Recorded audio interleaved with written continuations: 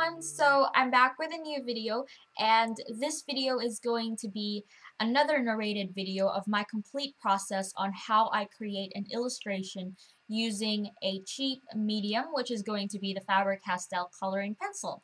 And yeah, let's get started. So for this particular design, I used two references for the figure. First, I used an illustration that I already had since I really liked the size of it, so I just copied where the head would be and where the feet would be. I also used a photo reference for the pose, which is actually from Alexander McQueen's collection that I really love, and I would definitely recommend using a photo reference, especially if you're representing the human body. My art teacher actually recently told me that I should use photo references as well for my artworks, and ever since I've been using them, I can just see that I have improved so much, and yeah, so definitely use photo references. So once I've done the figure, I then try and create the outfit, and for this video I didn't plan the design, so the result of that is a whole lot of trial and error. So as you can see, I just erase things off and then I draw them back on, and then I don't like that, so I erase it again and then I draw another thing back on, and that just gets very tedious and possibly time consuming. So if you work like me, I wouldn't really recommend doing this. I'm the kind of girl that plans things ahead, like with a lot of things. I like to plan things ahead before I do them. So if you're like me, then definitely plan ahead the design. But with that said, there's nothing wrong with this kind of method. Don't be afraid to erase anything. If you want to erase something, do it. Like, you don't have to do it perfectly the first time you sketch, because it is a sketch, so you can do whatever you want with it, really. And yeah, after I've finished sketching the design that I ended up liking, I then ink it with, of course, my favorite fineliner, which is Pilot G-Tech in 0.3 millimeters, which I really like to use when coloring in with color pencils. Yeah, so the coloring pencils that I'm actually going to use is the Faber-Castell 48 Classic Color Set, which I actually got from a school and office supply store here in Australia, which is called Officeworks. So if you live in Australia and you want to purchase this, then I got it from Officeworks. It was for $18. It's like pretty cheap compared to Copic markers, and even with like a school supply material or medium, you're still able to create a decent looking artwork. It doesn't have to be an expensive material, because this definitely wasn't expensive. And yeah, so it comes in 48 colors, which is nice because you can blend colors together. And yeah, so I'm just going to show you how I use my coloring pencils to create this illustration.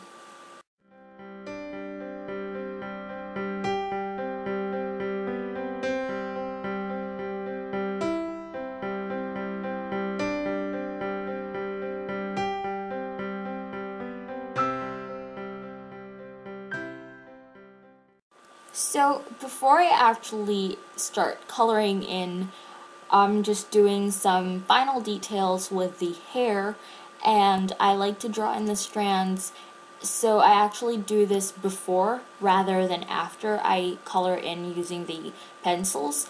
I just find that it's easier. And once I've finished inking the illustration, I then move on to coloring in using color pencils. Now, I've actually watched a lot of tutorials on how to use the medium, and they all said very similar things, and seeing that I learned from them, then that means that I'm pretty much going to be saying the exact same thing. So how I color in using coloring pencils is through layers, which I build up from light to dark shades of a color, for example, skin tone. And I just find that layering is very crucial when it comes to coloring in with the medium, because it creates depth in the color, and that just adds a whole lot of interest to an artwork, so I would definitely recommend it. How I do it is I press really softly on the first few layers. I'm actually using about 4 shades of the skin color, and I go back and forth those colors. So I go from light and then the next shade and then a darker shade and then the darkest shade, and then I go back to light again. That's just me trying to achieve the color that I want for the skin tone, because sometimes I just don't settle for a single color. I mean, that's the whole point of mixing colors. You get the color that you want. So that's what I'm trying to achieve. And once I'm kind of gradually building up the layers and the colors are getting darker, then I'm actually pressing harder. And when I'm finally satisfied with the color that I came up with, then I take the first color, so that's the base color, which is the flesh tone, for example, and I press really hard onto the surface. That flattens the tooth of the paper, and once that's flattened, that's it. That's the final layer. You can probably add like 1, maybe 2 layers, but it's not going to be as easy. Like, it wouldn't really leave a mark on the paper. So once you've flattened that tooth of the paper, that's the final layer. So yeah, I guess that's about it for this video. I don't really want to say anything else because I don't want to expand too much on this video, since I'm going to be making a tutorial video on coloring anyway, because that was requested. So I'll just expand more in detail, the whole coloring in with color pencils and Copic markers as well. And yeah, although I do want to give you guys a tip because I learned my lesson with making this video.